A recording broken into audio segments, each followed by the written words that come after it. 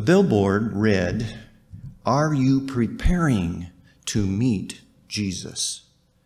Well, my immediate answer to that question was, no, I'm not preparing to meet Jesus. Are you concerned with my answer?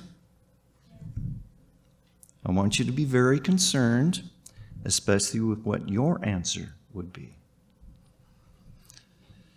The Boy Scouts were established back in the early part of the 20th century. And as scouting spread throughout the world to nearly 164 national scout organizations around the world, their motto has been adapted and translated into dozens of languages. French-speaking scouts strive to be toujours prêt, always ready. That's also the English translation of the motto used in many Spanish-speaking countries, siempre listo. Be prepared becomes budi preparan in Croatian, sii preparado in Italian, and vis gereed in Afrikaans, spoken in South Africa and Namibia. The Scouts' motto is, be prepared.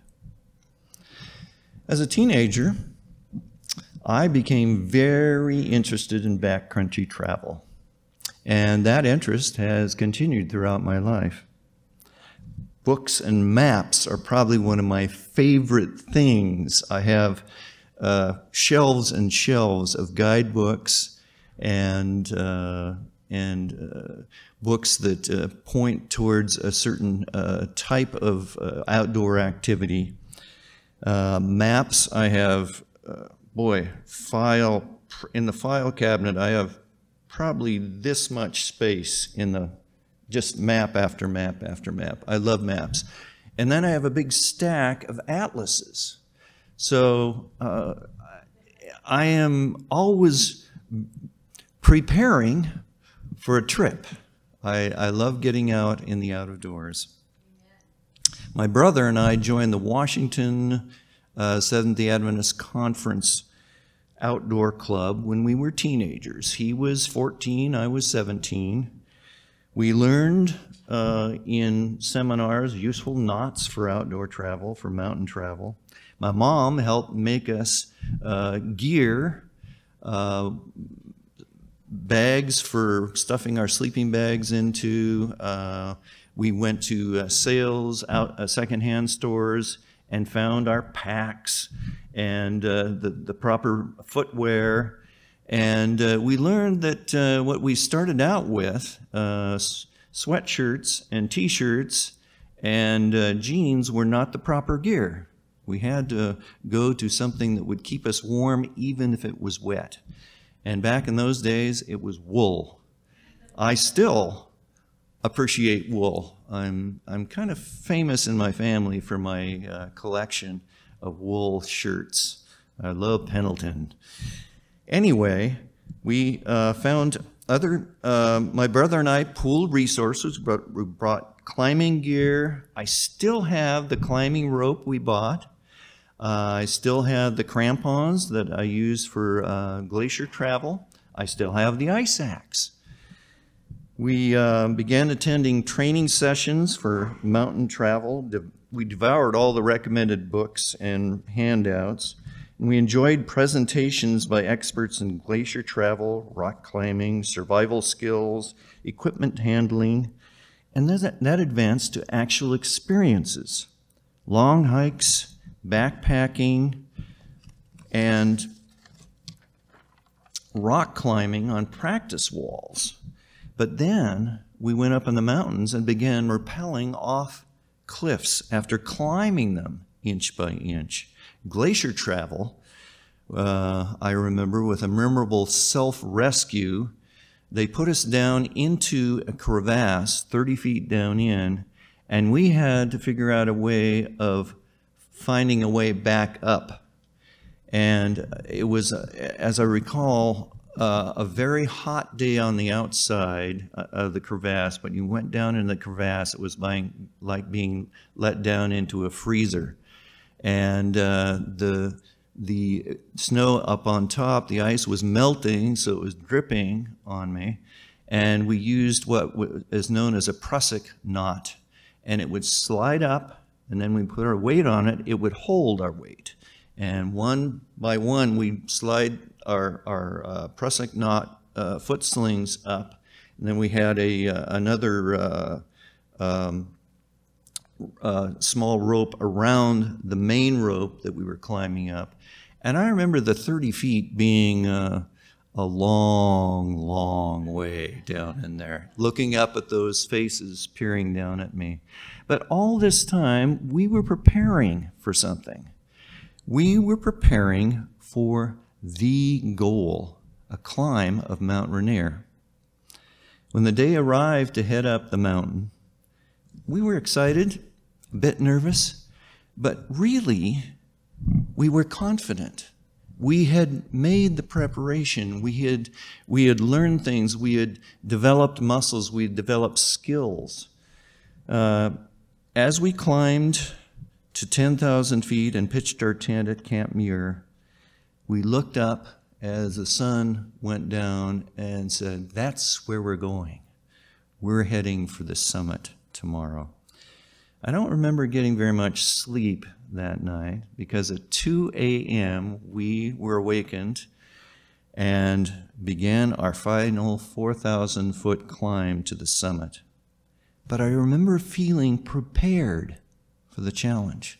I look back on all those practice sessions, all the things that we had stuffed into our heads, and as we climbed, we knew what to do. We knew where to step. We knew what to do in our team. We had a team of 3, my brother, and I believe his name was Randy, and myself. And we tied in with the proper knots and spaced out the proper distance as we climbed. Our ice axes were looped to our wrists, ready for instant deployment if we should fall. And we'd done a lot of practice. It's called self-arrest. You actually have your ice axe like this. So the ice axe has a pick, and then it has a long shaft, and your hand is on the top of the pick. And the pick faces back, and there's a chipping implement that you can use for cutting steps on the other side of the top of the ice axe. And on the bottom, there's a sharp point that you can put into the snow. Anyway, what happens if you begin to fall or you see somebody else fall? You are supposed to fall yourself. But on top of the ice axe, you bring it over here in front of your body with the pick down and fall on it. You fall on that pick on the ice axe, and your chest is across the shaft of the ice axe, and you are dug into the ice and snow, so you can't move. I remember being able to move quite a bit when the snow was soft, but it really slows you down. We had our reflexes ready, and as we continued up towards the summit, we heard the cry of "Rock!" and we knew exactly what to do. We didn't just look around, where's the rock? No, we fell. I remember eating snow as we fell onto our bellies and protected our heads. So if a rock came right past us, a rock fall had occurred above us, and I remember seeing in the headlamp lights rocks whizzing overhead and bouncing beside me. One of our members was hit in the shoulder, kind of a glancing blow. But we were prepared for any eventuality. I remember jumping across crevasses, crossing a snow bridge, and as each person went across, another person would be back with the ice axe dug into the snow almost up to the hilt, and they would feed out the rope very gradually and be ready. If that person fell, they were ready to instantly crimp the rope and stop the fall if that person had gone into the crevasse. We were prepared. As we climbed up Disappointment Cleaver, we glimpsed the summit above us, or the slope that was heading up to the summit.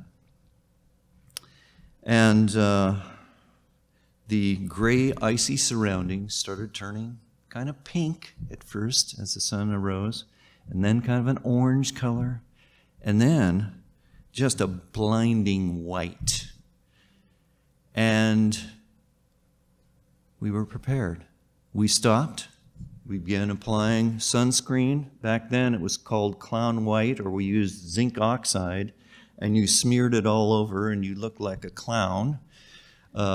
We didn't do the smiley face, but we had to smear it over every exposed portion of skin as protection.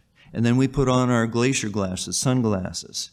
And we were prepared for the bright sun, because that reflection off the snow is oftentimes worse than just strolling along a trail or with the sun beating down.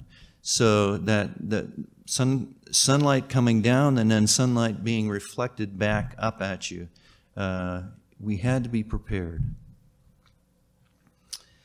We called the rest stop soon, and we sat down and snacked on graham crackers, well, oatmeal crackers. And I remember having honey as my quick energy snack, squeezing it out of a bottle. And we slurped down as much water as we could hold, because we knew at altitude it was important to keep hydrated.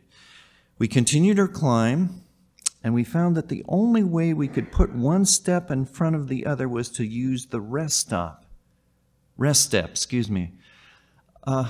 We were huffing and puffing. We had trained at altitudes between 4,000 and 6,000 feet. We'd done many trails. We'd done our rock climbing at those altitudes. And I felt I was in pretty good shape. But when you get above 10,000 feet, you really know how wonderful oxygen is. We now, as we approach the summit, with that oxygen not quite up to the same levels, everything seemed to turn into a dream. That's what I remember. It was an experience that I've had sometimes when you wake up from a nap in the afternoon and you look around and you where am I? I remember that being the feeling. We approached the summit.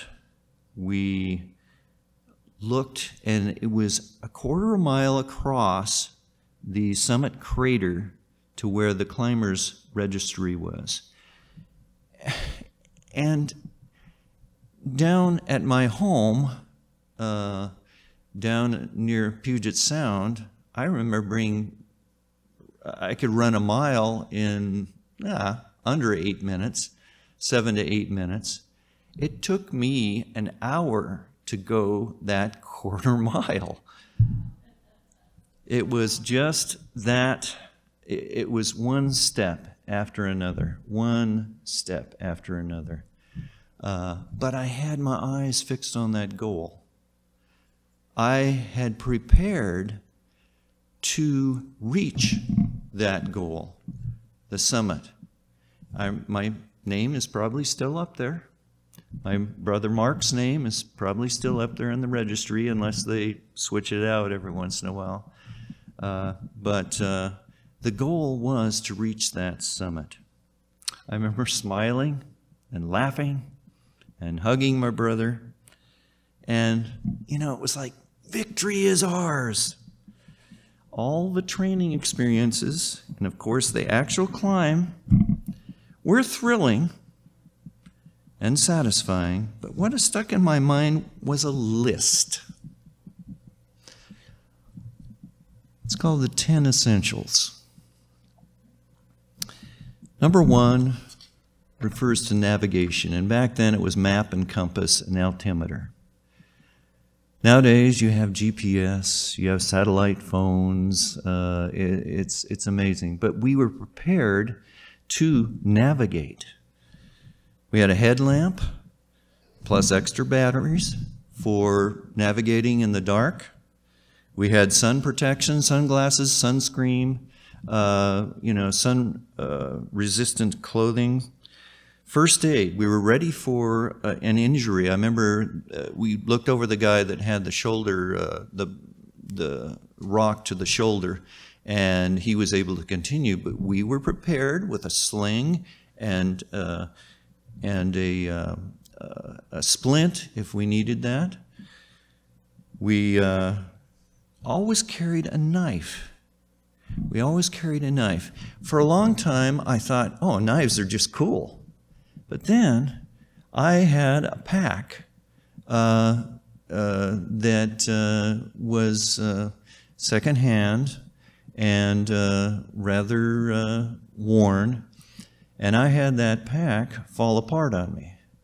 Well, I had an entire repair kit along with that knife, and I was able to fix that pack up. We were 40 miles back in the wilderness, but we were able to fix that pack, and I continued the hike on one of our expeditions. We also carried matches. Matches, some way to start a fire. And nowadays, with the way things are, we want to leave no trace, so we really don't start fires anymore on our wilderness expeditions. We carry along a stove and fuel, but some way of heating, whether it's heating food or water, sterilizing water, and then we carried a shelter. And sometimes it was just a tarp, along with extra clothing.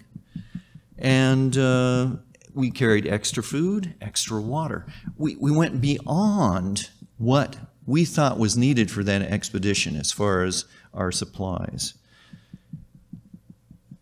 I still carry my 10 essentials. That's one of the first things I put in my pack when I head out. It's in a little pack about this big with everything I need. The clothing, food, and shelter are different, but the shelter is just a tarp that I can string up.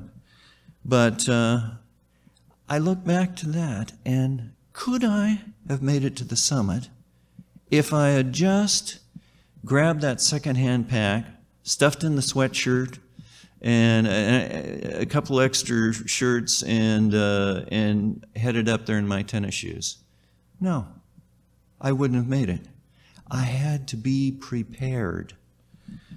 Jim Helsius, my former Coast Guard son-in-law, he trained much more rigorously than I did for that.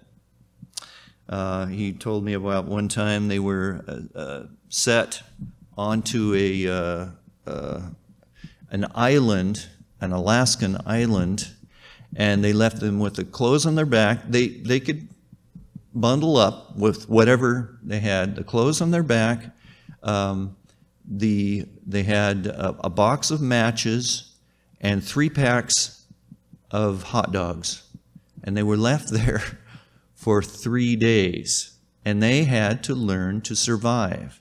They had to be prepared for any eventuality. I remember Jim saying that the hot dogs were gone within 24 hours easily, probably 12 hours, and they didn't get any sleep because what they were doing is trying to keep the fire going so they didn't freeze to death.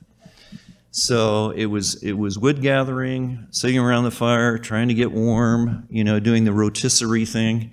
And he also told me of a time when after training, he donned a cold water immersion suit, and the Coast Guard cutter went out into the open sea, and they pushed him off, splash, and he floated there for 4 hours He watched his buddies wave to him and the ship disappearing over the horizon.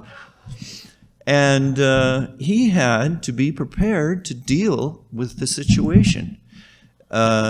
Jim says, well, I secreted a couple of snack bars, and he did have water with him. But, think of being alone out in the wide ocean, the Alaskan cold water, and seeing your friends wave goodbye. But he was prepared. They were asked to handle extreme situations, and they were able to reach the goals set for them. The Coast Guardsmen were a step closer to being prepared to serve their country. And I just wanted to let you know what the Coast Guard motto is. I bet you some of you might know. Semper paratus, always prepared.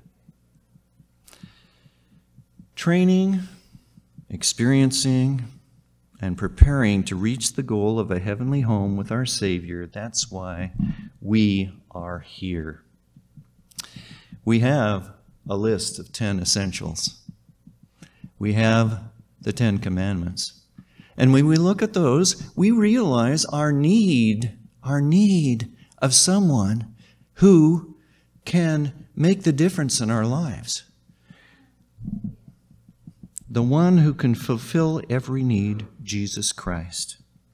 He will be right with us when we are marooned on a deserted shore, when we are drifting helplessly in a storming sea. Jesus will take the lead as we traverse difficult paths and sustain us when we falter on mountain steeps. When we need to scale impossible cliffs of doubt or pain, he will strengthen us with heaven's bread and his living water. With Jesus Christ in our hearts and minds, we can always be prepared. Now I'd like to return to the question that was on the billboard. Are you preparing to meet Jesus, or are you ready to meet Jesus? I think if you are still preparing, there's only one prayer that you need to utter, and that is, Jesus, take over my life. Jesus, I want to be yours. And right there, you are ready. You are ready to meet Jesus if you allow him into your heart and mind. I have it on good authority that whatever you do will not prepare you to meet Jesus, but we can be prepared as we let Jesus totally take over our hearts and minds. I was thinking of a song, and I changed the lyrics. And I want to read the lyrics. You are ready for Jesus to come when you're faithful in all that you do. You can fight the good fight as you stand for the right when others see Jesus in you. You'll be ready to stand in your place by always beholding his face. We will look up and say, "This is my Lord," 'cause we're ready for Jesus to come.